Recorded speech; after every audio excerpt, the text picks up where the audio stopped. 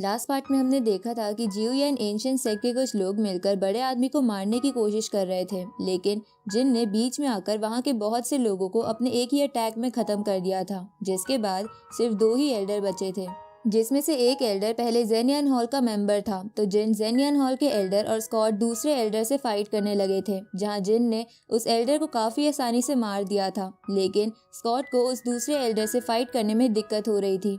तो ये देखकर जिन ने अपने आर्टिफैक्ट से उस बंदे को बांध दिया था। जिसके बाद स्कॉट और जिन दोनों अपने अपने फीनिक्स से अटैक करके उस एल्डर पर अटैक करते हैं, लेकिन इतने अटैक को झेलने के कारण उस एल्डर का ब्रेक थ्रू हो गया था और वो ब्रेक थ्रू करके सेंट लेवल पर आ जाता है। अब आगे तो इस पार्ट की स्टार्टिंग में हम देखते हैं कि वो एल्डर अपनी धर्मा बॉडी को बाहर निकालकर अपना ऑरा रिलीज करने लगता है, जिसको देखकर स्कॉट अपनी स्नेक स्पिरिट की हेल्प से मिस और बड़े आदमी के चारों तरफ एक शील्ड बना देता है। इधर मिस को जिन की चिंता हो रही थी, क्योंकि वो एल्डर सेंट लेवल पर था। ऊपर से उसकी धर्मा बॉडी भी काफी खतरनाक लग रही थी। तभी बड़ा आदमी मिस को शांत कराते हुए उससे कहता है कि तुम चिंता मत करो, जिन सब कुछ संभाल लेगा।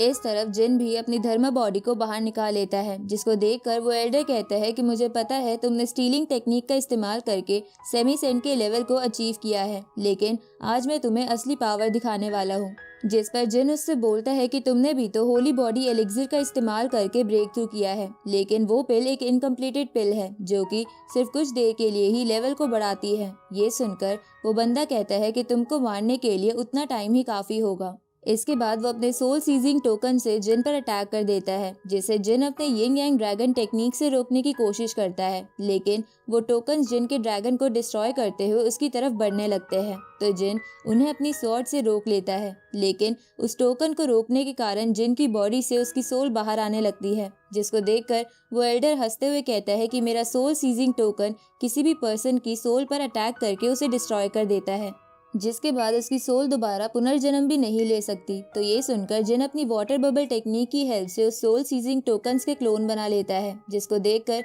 वो एल्डर जिन से कहता है कि भले ही तुम मेरे अटैक का क्लोन बना सकते हो, लेकिन मेरे टोकन्स के अंदर पर्पल फ्लेम मौजूद है, इसलिए तुम्हारे क्लोन्स मेरे अटैक को कभी नहीं रोक पाएंगे। जिस पर जिन हंसते हुए कहता है कि तुम्हें क्या लगता है कि सिर्फ तुम्हारे पास ही डिवाइन सोर्स है। तभी जिन अपनी निर्वाणा फायर को बाहर निकालकर उसे उस टोकन के अंदर डाल देता है। तो निर्वाणा फायर को देखकर स्कॉट हैरान हो जाता है और बोलने लगता है कि क्या ये जिन पागल हो गया है जो निर्वाणा फायर सोर्स का इस्तेमाल कर रहा है। तभी जिन और उस एल्डर के टोकन आपस में टकरा कर डिस्ट्रॉय हो जाते हैं, जिससे दोनों की सोल उनकी बॉडी से बाहर आने लगती है। साथ ही वो दोनों थोड़ा इंजर्ड भी हो जाते हैं। तो ये देखकर मिस चिल्लाते हुए जिन से कहती है कि तुमने अभी कुछ दिन पहले ही स्टीलिंग टेक्निक की हेल्प से फोर्सिबली ब्रेक थ्रू किया है, इसलिए तुम निर्वाणा फायर का इस्तेमाल मत करो, क्योंकि अभी तुम्हारी बॉडी उसे कंट्रोल करने के काबिल नहीं है। इधर वो एल्डर जिन से कहने लगता है कि तुम्हारी पावर अभी डिवाइन सोर्स को कंट्रोल करने के लिए बहुत कम है, इसलिए मेरे हाथों से मरने के लिए तैयार हो जाओ। इसके बाद वो एक अटैक रेडी करने लगता है, जिसे देखकर जिन उससे कहता है कि आज तक जिसने भी मुझे मारने का सपना देखा है उन लोगों का हाल बहुत बुरा हुआ है और आज तुम्हारा भी वैसा ही हाल होने वाला है। अब जिन अपनी बॉडी पावर से अपने इंटरनल बॉडी सोर्स की पावर को जगाने लगता है, जिसकी वजह से हम उसके ओल्ड और यंग रूप को देख पाते हैं। साथ ही उसके चारों ओर बहुत एनर्जी भी जमा हो जाती है। ये देखकर स्कॉट कहता है कि जिन पागल हो गया है, जो कि अपने इस कंडीशन में इंटरनल पावर का इस्तेमाल कर रहा है। इधर वो एल्डर भी जिन की इस पावर को देखकर थोड़ा टेंशन में आ जाता है और जल्दी से जिन पर अपनी पाम टेक्निक से हमला करता है, लेकिन जिन अपनी स्वॉर्ड से उसके अटैक को डिस्ट्रॉय कर देता है। साथ ही वो अपनी स्वॉर्ड के एक ही अटैक से उस बंदे को भी वही मार देता है, लेकिन तभी जिन का कर्स एक्टिवेट हो जाता है और वो आउट ऑफ कंट्रोल होने लगता है।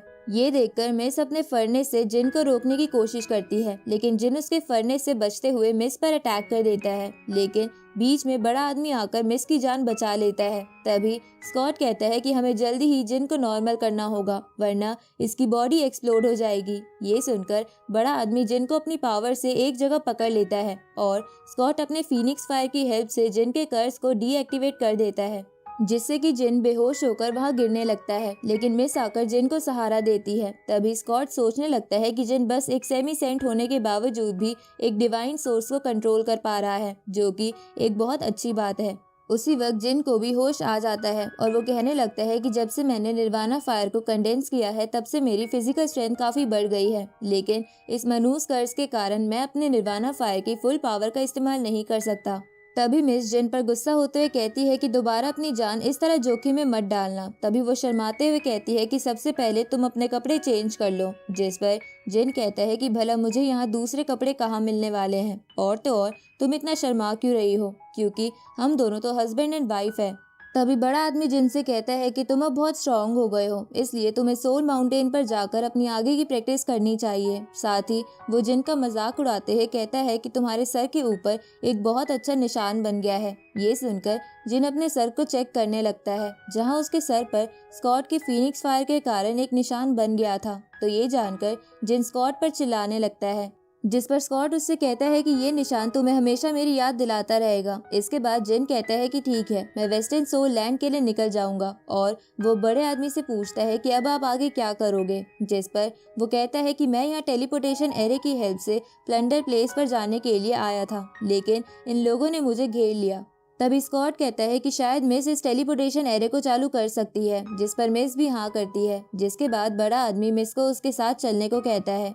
तो मिस जिन से ये कहकर वहां से जाने लगती है कि शायद अब हम दोबारा नहीं मिल पाएंगे, जिस पर जिन उससे कहता है कि ऐसा नहीं हो सकता, क्योंकि किस्मत हमें बार बार मिला ही देती है और आगे भी हम जरूर मिलेंगे।